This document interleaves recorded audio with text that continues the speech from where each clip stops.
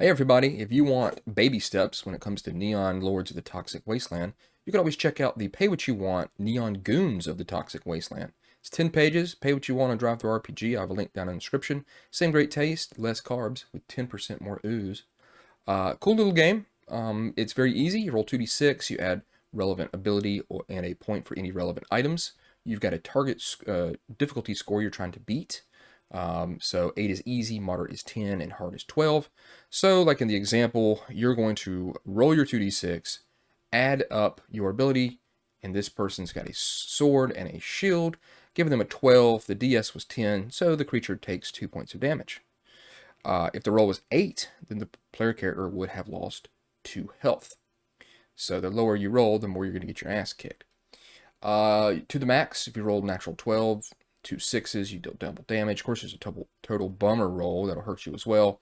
You've got a inventory score to see how many items you can carry. Death is at 0. You advance after every 2 game sessions, very easy. And you regain lost hit points after spending the night in a safe spot.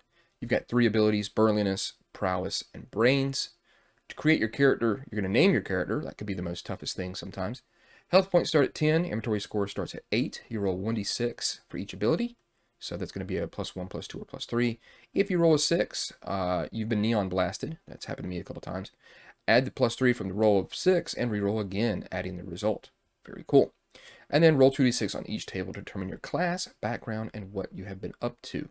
You're going to get a couple items there to start you out. So there's the classes, and you'll know those from Neon Lords of the Toxic Wasteland.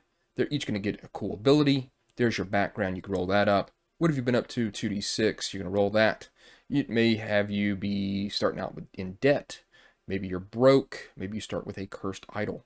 And then there's some items and stuff you can buy. It's going to tell you about magic right here. All spells are moderate to cast, which is a DS of 10. If a spell, hack, or manifestation has failed with a 5 or less, the caster takes 2 damage. And you got this magic maker matrix where you can name what your spell is, such as Dazzling Melter of the Burger World.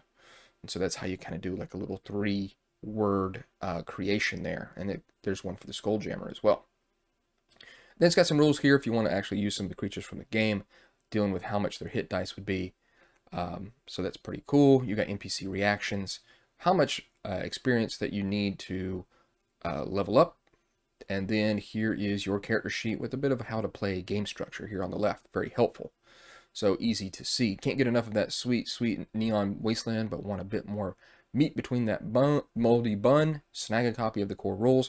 It says 250 blistering pages, but it's up to 300 with the Total Carnage edition. And it says, unless that is, you're scared, of course. You need to tell them that Rude Robbie sent you and get a special prize. So that's pretty helpful.